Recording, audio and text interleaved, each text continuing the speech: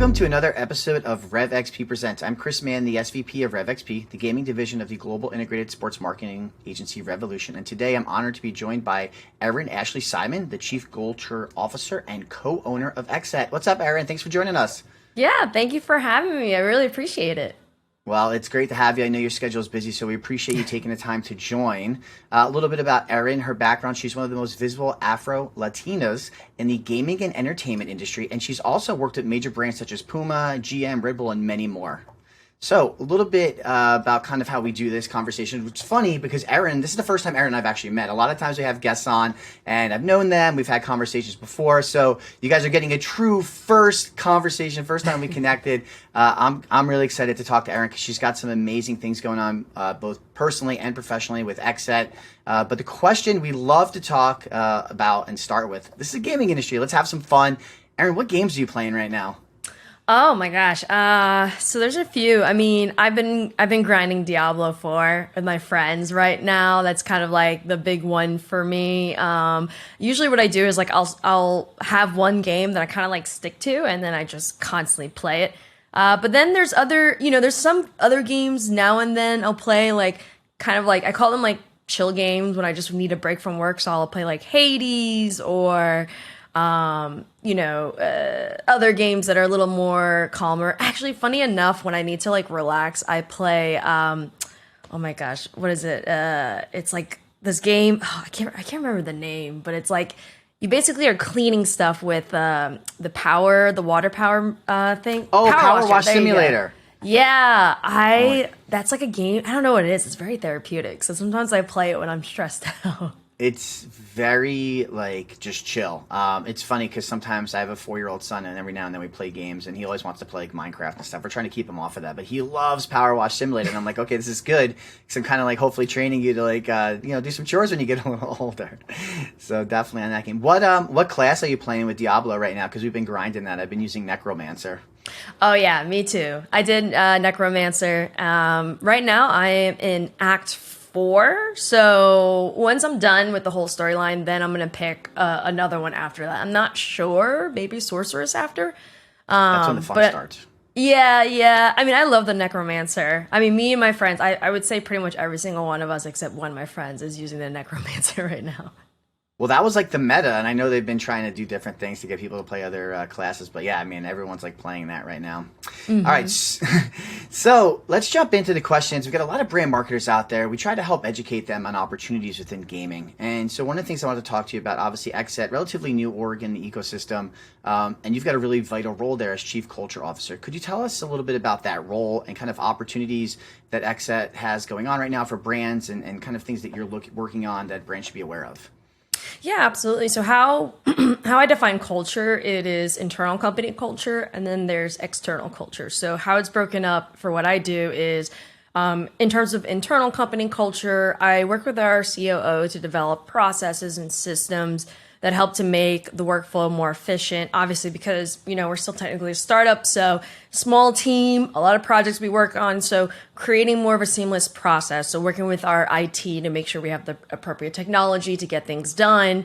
Making sure that we have certain systems in place. The biggest thing for me is like, I make sure our team understands like not having too many meetings, because I feel like when we have too many meetings, like it takes away productivity, which is like productivity and then ensuring an environment where, people feel safe and feel heard is something that I constantly strive to work on.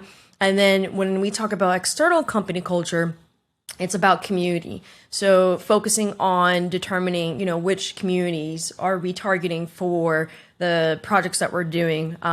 We constantly are adjusting and changing, obviously, as the industry's changing. And then also, social good and charity are the other components of community that I work with. I'm really excited because we have another team member coming in, and she's going to really work with me on that in terms of the marketing side. But that's pretty much my goal. And I really focus in that kind of like on that intersectionality between gaming and entertainment, gaming and lifestyle, with the focus of the community as well as, who specifically we want to target and who specifically do we want to build with. Yeah, absolutely. I think that's a big thing. You hit on some things that are really key for us in terms of when we work with brands in gaming. Like a lot of brands just think about gaming as watching and playing games, and we know like within the industry, it's not. And gaming like drives culture. Gaming and they're saying nerd culture is cool. Of course it is, right? That's driving in 2023. It's been like that for many years now. But I think a lot of things that we talk about with brands is like think about gamers beyond just watching and playing games. Some of the best entertainment and best creative and campaigns that we've done have featured gamers in a Chipotle store or kind of hanging out by a pool and just having like a good time. Because I think almost a lot of brands, when you target gamers as like that stigma of a gamer in their basement, it's almost like talking down to the gaming community. And I think that's really been something that we've had success on. Another thing is building communities, right? So I think every game, every content creator, you have your own community. XSET has their own community. League of Legends players have their own community.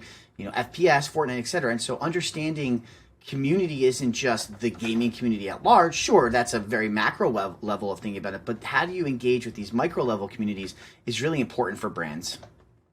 Yeah, absolutely. I think that like when we talk about activating with these communities on a different level, I think one common mistake that I think brands make is that they think that let's focus on let's focus on activating on like one big activation and like try to target these specific audiences. But the thing that we've noticed over time is consistency and gradually building with the community is way more important than really providing this one big activation that taps into that audience. Because sometimes, depending on what creator, depending on what area or market you're trying to tap into, you may not always convert over into what specifically you want, right? And the one thing that we've realized is, depending on which community you're focusing in gaming, some communities spend and some really don't spend. So you really have to understand who you're getting involved with and who you're tapping into. And then also, I feel like as a whole, when we look at the gaming industry, I feel like there are subcategories and areas that are often overlooked that have much greater impact. There was just a study that came out yesterday that talked about how Black creators have much more of a positive ROI when it comes to media and brand activations compared to their counterparts. And usually I feel like, when we look at the Black community or Latin community, those two communities are the ones that really, really drive entertainment overall, including gaming, but are often overlooked because for various different reasons, maybe that the creators aren't as big as some other creators and so forth. So I always tell brands that when we're looking to activate and we're looking to build with a community, it's a steady progressive thing. And the one thing I always try to instill in them and let them know is especially from an inclusionary perspective, it needs to be a year-long thing. It cannot just be for 1 month. Brands can no longer just spend money on Black History Month or Pride Month or anything and then expect to connect with the communities because it comes across as performative for the community. So yes, you can have a bigger activations during those months because there's a lot more attention, but it's always good to have this progressive accumulated activation, various different sizes throughout the year to show that there's an actual investment in these communities.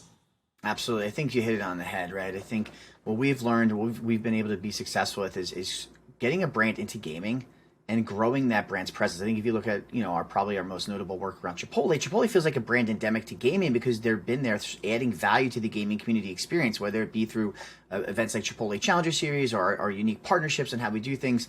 And I think, in terms of uplifting and engaging communities that have probably underserved, which definitely have been the Black and Latino communities within gaming, I think, we looked at this year, we said, hey, the fighting game community is one that has really been underserved. And so how do we, as a brand like Chipotle, come into that community and really do some really cool stuff with them? And then we were lucky enough to have the launch of Street Fighter 6 happening this year. And then we were able to tie to that, presenting partner of Evo, create some really cool experiences for those communities that most brands don't talk to. Every brand's like, oh, we've got to be in Roblox, we've got to be in Minecraft, we've got to do this or that, and we got to do League of Legends. And those communities are great.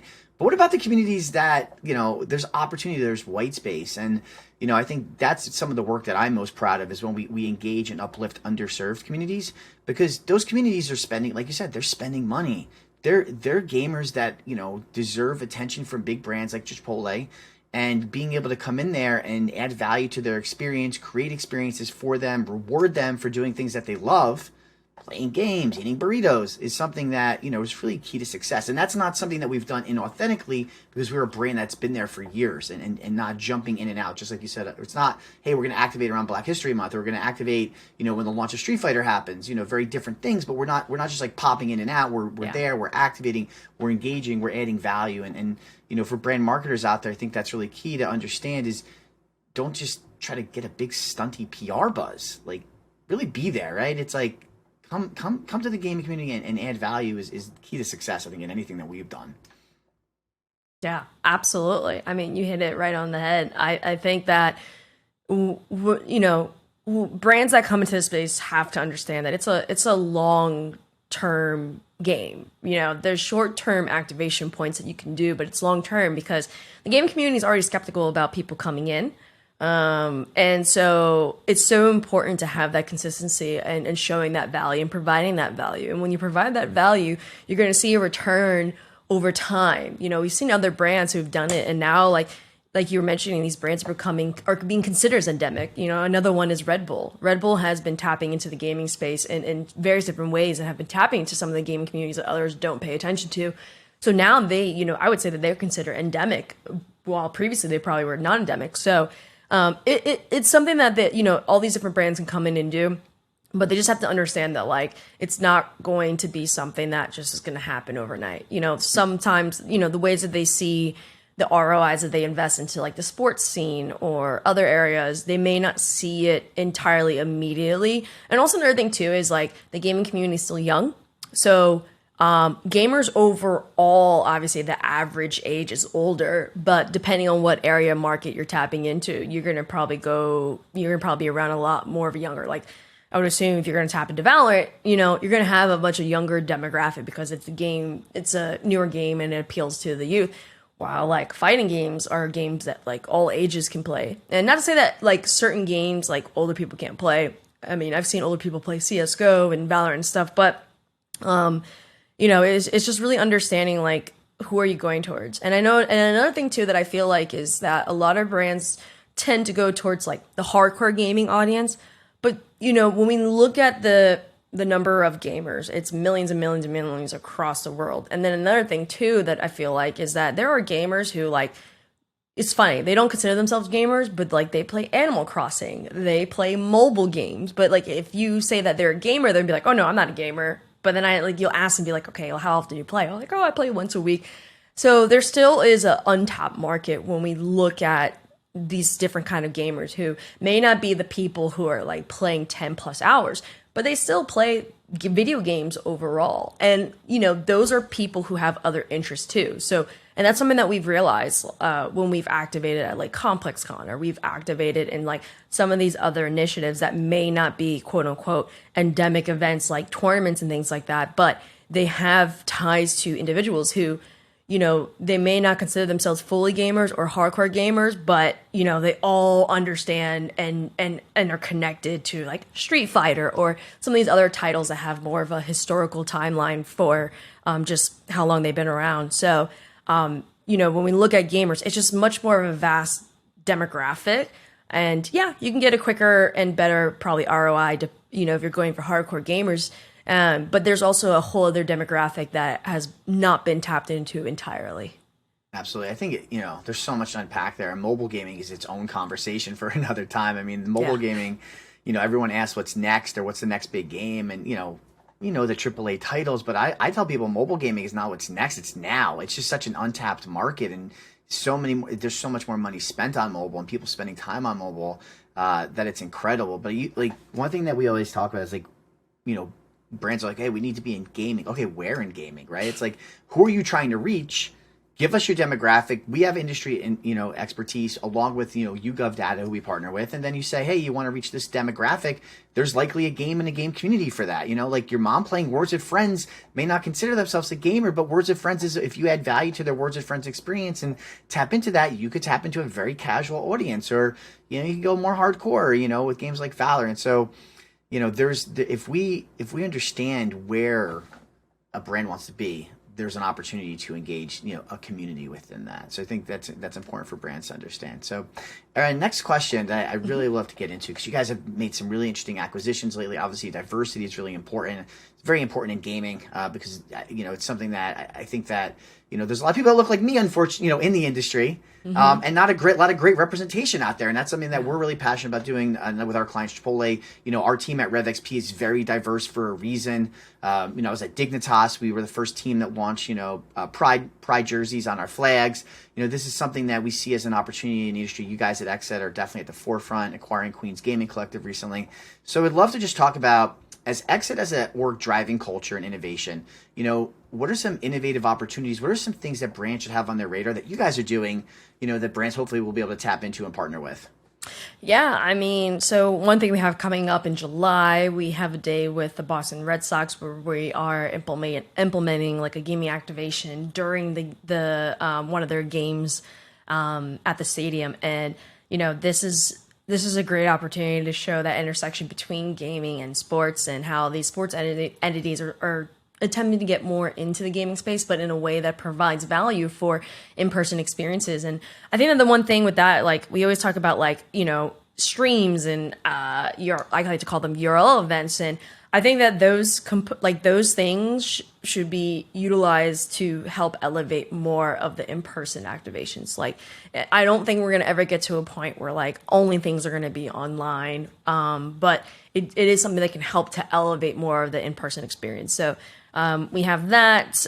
We acquired Queens, and we really look to activate with them. Especially women are such a massive demographic in the gaming space. They represent almost half of gamers.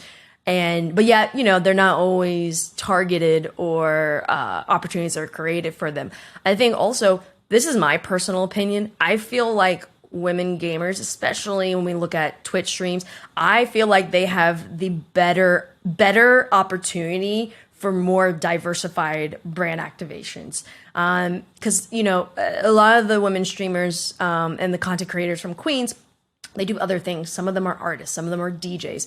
Some of them are, into beauty or cosplayers and stuff. And I've noticed from my experiences, like, I feel like women creators just have much more of an opportunity to appeal to brands. Not saying that, men can't, but from what I've seen in the market, in the industry, they don't really diversify as much, like some of the men streamers versus the women streamers. I feel like they typically diversify way more. So we're starting to see a lot more different brands who may not be endemic in this space or interested, because they look at some of the Queens creators and are like, oh, you like to work out. Oh, you like this. And, even though streaming is and gaming is an important component, it's not the only thing. And that's why we really like the Queens creators, is that, like, it's showing that gaming's a lifestyle and it's not like the only thing that they do. We just finished up Black Excellence program, and that was a program where we had 3 Black creators who did a 30-second pitch, and we selected them, and we were basically helping them rebrand themselves, structure their, pitches, structure the brand guidelines, and help them with developing a product, understanding how do you go about developing products, and then the process of selling it and putting it out, and the quality of assets that you need to develop in order to properly sell, and even like teaching them about like how to properly use a website so that they can become successful, later on. And that's the biggest thing for us, especially when we look at the inclusionary initiatives and diversity initiatives that we're doing.